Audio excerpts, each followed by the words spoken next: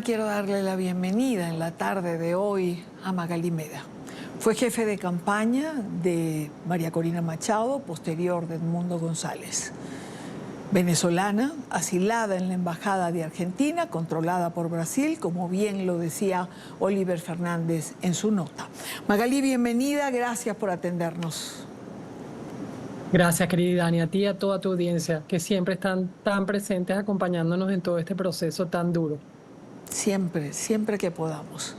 365 días, Magalí, en esta embajada. ¿Qué ha pasado en este año que se cumple? ¿Qué ha significado para ustedes? Mira, la verdad es que todo empezó con mucho dolor, porque la verdad es que nosotros hacemos política y hacer política no es un delito.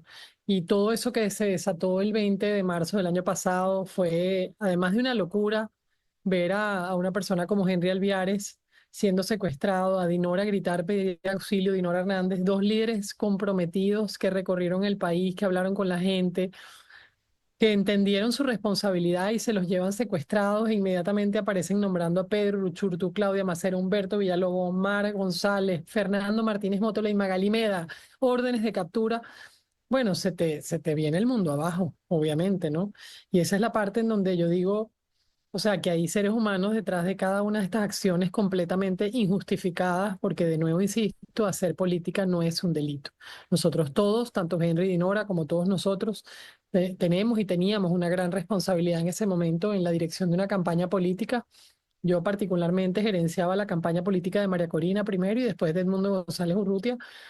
Y mi contraparte estaba en la calle, mandando a meter preso gente, cerrando locales, mandando señata a los hoteles, impidiendo el paso en las carreteras. O sea, Jorge Rodríguez era el jefe de campaña de Maduro. Y yo, sin embargo, encerrada aquí a partir de ese momento, junto a todo un equipo de altísimo nivel en el área electoral, en el área de comunicaciones, internacional, política, sin poder, sino simplemente hacer la tarea sin pensar ni siquiera lo que estábamos viviendo. Y esto te lo cuento, Idania, porque ayer vi un video que me mandaron anoche, que lo hizo, por cierto, Realidad Helicoide y otro que hizo Ventemundo.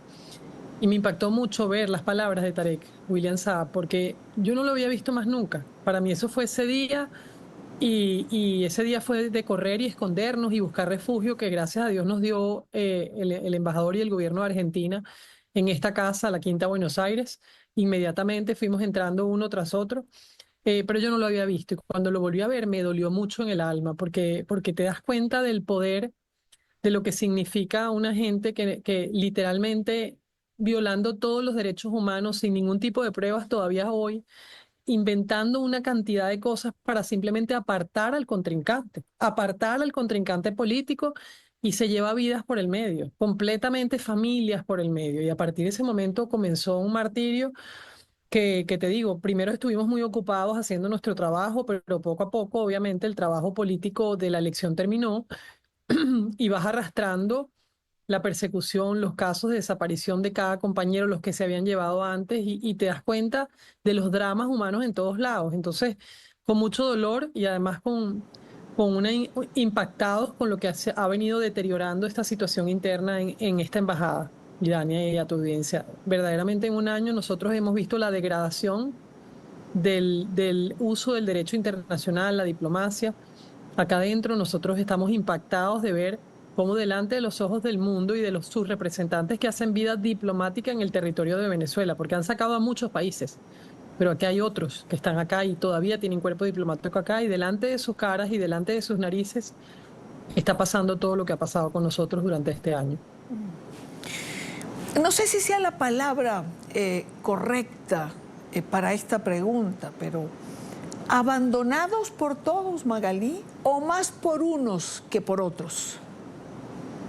Yo no sé si la palabra es abandonados. Yo lo que creo es que aquí, primero, Argentina asumió una responsabilidad que es para lo que está hecho el derecho y los convenios internacionales, que es resolver una crisis. Es muy fácil ser un diplomático para simplemente papeleos, que está bien, es importante, administrativo sobre tus funcionarios y tus ciudadanos en ese país donde haces vida diplomática. Pero más allá de eso, los conflictos hay que entromparlos y resolverlos. Y Argentina puso un pie adelante y dijo, yo los protejo. Cuando expulsan el 1 de agosto, que le dieron 72 horas al cuerpo diplomático argentina de esta embajada, fue muy traumático. Había muchos funcionarios que tenían mucho tiempo en Venezuela. Bueno, desocupar apartamentos, casas, o sea, esto fue un caos total y además sin servicios. Aquí estábamos con la luz cortada, este, eh, para irse con mucho miedo, escoltados por otros países, llegaron al aeropuerto para irse de Venezuela. Inmediatamente, gracias a Dios, digo yo, y gracias a la voluntad también del gobierno de Itamaraty en Brasil, bueno, decide levantar la bandera, izar la bandera como mecanismo de protección. ¿Que ha hecho suficiente? Yo creo que no, pero hizo en su momento. O sea, protegió esta embajada antes de que pasara una tragedia. Al final es una bandera. Ellos no pueden entrar en esta embajada. No los dejan entrar en esta embajada. No entra nadie del cuerpo diplomático brasilero, pero no entra más nadie tampoco. Entonces yo creo que la palabra no es abandono. Yo lo que creo es que aquí hay un sistema político que decidió permanecer en el poder para siempre, lo han dicho muchas veces, no lo estamos inventando nosotros. Ya ni siquiera la elección y la trampa es una excusa, es nos quedamos para siempre por la vía de la fuerza, que es lo que usan, el instrumento de la violencia. Entonces yo digo que más bien es un tema de, al final lo que me parece es que hay mucho miedo, pero entonces lo que yo digo es, si el cuerpo diplomático de tantos países que son países democráticos, como Colombia, por ejemplo, como México, como Chile, como Francia, como Alemania, como incluso Suiza, países que están además Turquía, países que son de naturaleza incluso negociadores, que tienen una experiencia en la búsqueda de procesos de negociación, absolutamente en silencio. Pero además tú dices, bueno, puede ser que estén en silencio porque están en un proceso de negociación para que se restablezca el orden y los acuerdos de las convenciones firmadas por estas naciones. Pero es que ha pasado un año, Idania. Ha pasado un año y entonces ya ahí no hay justificación de que aquí esta embajada no haya recibido un cuerpo diplomático completo, una visita para constatar nuestra situación. Igual la Nunciatura Apostólica que hace vida dentro del cuerpo diplomático, es la cabeza del cuerpo diplomático dentro de este territorio. Aquí no ha venido nadie y esa es nuestra exigencia. Vengan a ver, a constatar y a buscar una solución. Claro, claro. Ahora, Magalí, si el miedo de actuar es más grande para funcionarios diplomáticos, ¿dónde queda la diplomacia regular? También me pregunto, ¿dónde está la Cruz Roja, por ejemplo? Que es un organismo que también se hace presente, ¿no? En casos como estos. Esa es una buena pregunta y nosotros nos las hacemos todos los días, Idania, todos los días. Esto es un carrusel de emociones. eh, Sacamos unas fotos y la verdad es que para nosotros, ¿sabes? Esto se ha convertido en un mecanismo de supervivencia, primero en lo físico, en lo espiritual, en lo emocional. Y no lo vas a creer, pero y se lo cuento a tu audiencia además como muy impactada, porque aquí hemos padecido muchísimas angustias, muchísimo miedo, porque obviamente tener hombres armados, encapuchados, confiscan las casas de al lado, nos ven desde ahí, nos cortan el suministro eléctrico desde hace 117 días hoy, 117 días sin suministro eléctrico directo. No, nos dejan meter poca agua, entonces todo el sistema de baja y busca el todo el día estamos resolviendo esas cosas. Pero por otro lado, tenemos en esta casa, como ya no hay empleados desde el año pasado, entre noviembre y diciembre se quedó vacía, no hay cuerpo diplomático, no hay empleados. Esto es una casa muy grande, más de 3.000 metros, con jardines, salas. Está totalmente colapsada porque te imaginarás que no hay agua para limpiar, si casi no hay agua ni para bajar los inodoros, lo hacemos con el agua de la piscina que está podrida. Este, pero sin embargo, aquí hace vida una fauna que es una cosa de verdad que ha sido literalmente un milagro. Yo pienso todos los días cuando veo llegar guacamayas, las guacharacas, las ardillas, yo digo, Dios mío, dale la fuerza a Dinora, a Perkin, a Henry, a Luis Tarbay, a Jesús Armas, a Viallo, dale la fuerza a Luis, a todos esos que tienen años, porque ya año y medio tienen Luis Camacaro, Guillermo López, Juan Freites, Emil Brand, dale la fuerza a María Oropesa, que están encerrados en una celda con un candado que les permiten una llamada que tenemos nosotros cuando salimos y llegan las guacamayas y llegan las guacharacas. Te digo, esto es increíble, la casa es de ellos. Yo estoy en mi cuarto y llegan al vidrio literalmente. Los animales, o sea, casi me muero de un infarto hace 2 días porque estaba saliendo y había una iguana enorme en el bajapié de la escalera. Y eso, ¿sabes qué? Yo lo quiero mostrar porque es parte de lo que nos está pasando. El régimen pretende decir que todo esto es mentira, no, todo esto es verdad. Y si creen que no es verdad, entonces manden al cuerpo diplomático, permítanle que entre y dejen de aterrarlos y amenazarlos para que no vengan a ver lo que está pasando aquí en esta embajada en la Quinta Buenos Aires, en Vallarriba, en Caracas, Venezuela. Posibilidades de ese salvoconducto tan pedido y tan deseado. Oye, no lo sé, porque nosotros cuando llegamos aquí el 20 de marzo, Idania, a los 8 días recibimos el estatus de asilados. Inmediatamente, todo se hizo muy eficiente. Al día siguiente, el 29, nosotros recibimos un documento que era un salvoconducto que se estaba trabajando. Lo vimos. De hecho, la ironía es que vino Perkin Rocha a la embajada. En ese momento permitían algunas visitas legales y familiares. Vino 28, estamos hablando del 28, que fue mi cumpleaños el 28 de marzo del año pasado, y el 29 ya vimos el documento. Se llegaron a comprar los pasajes para volar hasta la ciudad de Buenos Aires. Se hizo todo ese esfuerzo y de una orden simplemente decidieron eh, eh, bajar toda esa posibilidad.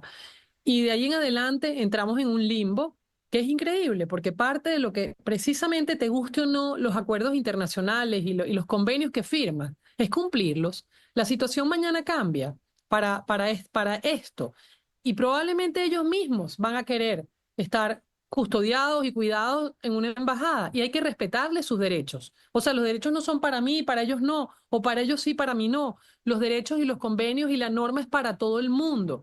Y aquí aplica, oye, todo lo que significa, ¿cómo es posible que a un Perkin Rocha no le den una llamada después de 120 días? ¿Cómo es posible que a Gavito, siendo un reportero, por tomar una foto, un muchacho tan joven lo tengan secuestrado por ser periodista y tomar una foto en Vargas? ¿Cómo es posible que a una persona que no ha hecho absolutamente nada más allá que trabajar en un tema político lo tengan secuestrado y desaparecido? El caso no solamente de María Oropesa y de Dinora, el caso de Nélida por dar talleres de formación electoral, porque simplemente es de Súmate, que esa es la función de Súmate. Entonces, todo está mal, pero en el caso nuestro, particularmente, aquí esto es responsabilidad. Obviamente es culpa de un régimen que quiere borrar y desaparecer a la opción política, a la vía de alternabilidad política, porque decidieron desaparecerla, pero es responsabilidad del cuerpo diplomático que haga cumplir los parámetros de un convenio que se firma para todo el mundo. Ha hecho poco Colombia, Magalí. El presidente Petro, que siempre habla del sistema interamericano de derechos humanos, que habla de hay que defenderlos o de quienes los violan, pareciera que cuando ve hacia Venezuela, se tapa los ojos, usa gafas negras. Bueno, déjame mandarle un mensaje, presidente Gustavo Petro. Mi nombre es Magalí Meda, soy una de las 5 asiladas en la Embajada de Argentina en la ciudad de Caracas desde hace un año. Usted es un demócrata y obviamente, a Laura Sarabia, que es quien funge de canciller para usted, esto existe. Se nos ha violado todos nuestros derechos y estamos en territorio venezolano. Usted puede hacer una diferencia. Usted es un país vecino, aliado, hermano de Venezuela y es responsabilidad de usted que la diplomacia, por el bien, además de la diplomacia para todos, de sus conciudadanos que están en este territorio, de los venezolanos que están en el suyo, pues se haga respetar. Esto no es mentira, estamos aquí. Cuando quiera enviar un funcionario de su embajada en Caracas, va a ser más que bienvenido a conversar con nosotros y a ver lo que está pasando acá adentro. Hablemos ahora, Magalí, de la cotidianidad de ustedes allí. ¿Cuál es la peor hora del día? Tú sabes que los días pasan, es un horror, pero pasan rápido. Entonces uno dice, otra vez es viernes, otra vez es miércoles, ¿qué día es hoy? Nos las pasamos en eso todo el tiempo, ¿qué día es hoy, no? Es un tema de no tener muy claro por qué día de la semana vas. Obviamente los momentos en que no tenemos planta, por ende no tenemos agua. Estas últimas semanas ha sido muy difícil porque estábamos sin nada de agua y finalmente dejaron entrar un camión cisterna de 10.000 litros, solamente 2.000. Y es agotador porque es un tema de cuidado personal, es un tema de limpieza del espacio. Finalmente en Caracas llovió hace 3 días y literalmente yo salí a bañarme en la lluvia, a restregar el piso afuera que estaba horrible después de semanas sin agua. Pero la peor hora del día yo te diría que, y donde más quizás te digo yo lloro, es en la noche, Mm. porque se pone oscuro todo y porque frustra, es difícil. Y es difícil ver cuando un compañero está decaído. Hay que levantarlo. La suerte, imagino, que debe ser que no todos se caigan al mismo tiempo. No, gracias a Dios no, porque además tenemos un talento. Mira, lo que se ha construido aquí, Dania, es tan bonito. Es de verdad una hermandad, o sea, yo conozco a Omar como un hermano, conozco a Humberto como un hermano, a todos, a Pedro, a Claudia, a Fernando. Wow, lo de Fernando fue muy fuerte también. Asumir que Fernando ya no está en este plano es brutal, brutal, porque convivimos con él 9 meses aquí. Día, mediodía, noche, lunes a viernes durante 9 meses, como si fuéramos literalmente hermanos. Sus angustias, sus miedos, sus esperanzas, sus proyectos de vida, o sea, cómo compartió con nosotros todo ese trabajo personal de ser un mejor ser humano, de cómo cambiar algunas cosas, cómo mejorar físicamente, cómo comer sano, lo que sí, lo que no, cuando se ponía bravísimo por cosas, a que las peleas obviamente en temas apasionados terminan siempre en una sonrisa, pero se dan discusiones muy apasionadas. Por cualquier tema que no hay, obviamente que no nos ponemos de acuerdo o visiones. Pero te digo, he tenido la oportunidad de, no solamente con ellos, con sus familias, porque esto ha sido una convivencia de compartir lo que cada uno de ellos comparte. Por ejemplo, Omar es un hombre profundamente familiar y todos los días religiosamente a una hora de la noche hay una llamada familiar con toda su familia y eso es tan bello verlo. Qué ejemplo tan bello de lo que es la fuerza familiar para resistir una situación así. Y así sucesivamente todos, lo que es Humberto con su familia, lo que es Pedro con su familia en la distancia, por supuesto la mía, que sufre esto y eso me da dolor, verlo sufrir. En medio del dolor, Magalí, también tiene que haber, imagino, una parte de orgullo, ¿no? Recuerdo escuchar a tu hija hablando de tu caso, los de María Corina, es decir, jóvenes que han tenido que madurar por estas circunstancias de la vida y están allí afrontándola, ¿no? Sí. En el caso de la familia, mi familia, la familia Olavarría, es una familia espectacular. Primero porque son gente que confronta las ideas, que le gusta discutir, que le gusta prepararse, que le gusta analizar. O sea, nadie viene y te dice esto es así y ellos lo aceptan, todos son así. Entonces, en ese sentido, es una cosa brutal porque se levantan de cada situación con mucha fortaleza. Eso es un ejemplo que ha dado mi marido, que es un hombre maravilloso a quien le agradezco tanto y mis hijos son así, son personas que van a salir adelante siempre. Y por el lado mío, de mi familia, bueno, eso es amor y amor y amor y dedicación y lo que sea y como sea y vamos para adelante y vamos a salir de esto. O sea, todo lo que es la familia Olavarría, mi cuñada, o sea, todos son de verdad que fortaleza, que yo no puedo sino sentirme orgullosa de tenerlos porque además no me han abandonado ni un momento. Cuando no tengo comunicación, pero no me han abandonado ni un instante, cosa que agradezco, así como tengo también, y Dania, amigos que van a ser, bueno, ¿qué te puedo decir? La fortaleza para siempre. Hemos aprendido mucho en esto, quién está, quién no está. Justo iba a preguntarte por eso, ¿no? No solo tu familia, también los amigos de la vida, los que están allí. Tengo el honor de contarme entre ellos. Sí, totalmente, Dani. Hay cosas que te agradecemos tanto porque siempre estás ahí, siempre estás pendiente y eso es algo que se agradece muchísimo. Magalí, ¿alguna vez en estos 365 días te has arrepentido de haberte metido en esta política activa? Yo pienso que no, yo creo que las razones por las que yo estoy en esto no tienen nada que ver con un cargo. Yo no estoy detrás de un deseo de tener un cargo para gobernar. Yo solamente soy una ciudadana que entendió hace muchos años que el ciudadano o se involucra o la política se te mete en la cama y te puede inclusive terminar asfixiando con la propia almohada de tu cama, ¿no? Y eso fue lo que pasó. Yo hace muchos años entendí que algo estaba mal y yo tenía que hacer algo al respecto porque además lo viví muy de cerca, con una experiencia muy cercana en el año 2001 con mis hijos. Se me los llevaron de las manos, se los secuestraron. Y eso me hizo a mí reflexionar sobre qué estaba pasando en Venezuela en ese momento. Chávez ya era presidente y decidí averiguar, investigar y bueno, y apareció María Corina en el camino. Ya yo había tenido un par de experiencias de apoyo, de ayuda política en otras cosas Y para mí, por eso es que quizás no mido mucho las cosas, ¿no? Porque yo no estoy obsesionada con llegar a tener poder ni tener. Yo creo que aquí lo que tenemos que nosotros rescatar es el valor de la democracia y las instituciones, y eso parte de la alternabilidad. ¿Te equivocaste? O sea, creíste en Chávez, te equivocaste, ok, lo voy a cambiar, voy a votar por otra opción que me parece mejor. ¿Te volviste a equivocar? Ok, lo voy a los 6 años, lo voy a cambiar.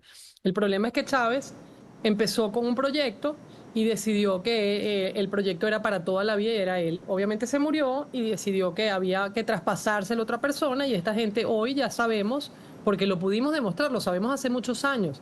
En la campaña del 2010, María Corina decía, primero somos mayoría, ¿te acuerdas? Del 2010, Claro. 2012, y ya éramos mayoría nosotros. No era como hoy en día, pero ya éramos mayoría y lo sabíamos. Entonces, para mí no hay otra cosa que el retorno a la alternabilidad.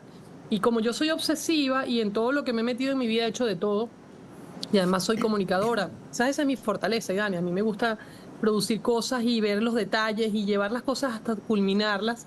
Para mí, personalmente, este proyecto no ha terminado todavía. Quizás cuando termine me retire y me dedique a otra cosa, de que me encanta el arte. Cuando me preguntas si me arrepiento de algo, obviamente hacer sufrir a mi familia.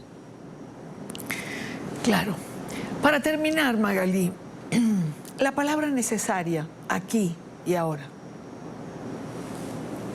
Oye, en este momento resiliencia, libertad y yo diría que, ¿sabes qué? Te voy a dar una palabra: poder, porque nosotros tenemos el poder de cambiar esto como sociedad, pero tenemos que estar absolutamente conscientes que es nuestra responsabilidad. Y además tenemos la responsabilidad de que esto termine bien, porque de lo contrario, las nuevas generaciones, y Dania, las nuevas generaciones no podrán entender cómo, haciendo las cosas bien, incluso la maldad se puede quedar en el poder.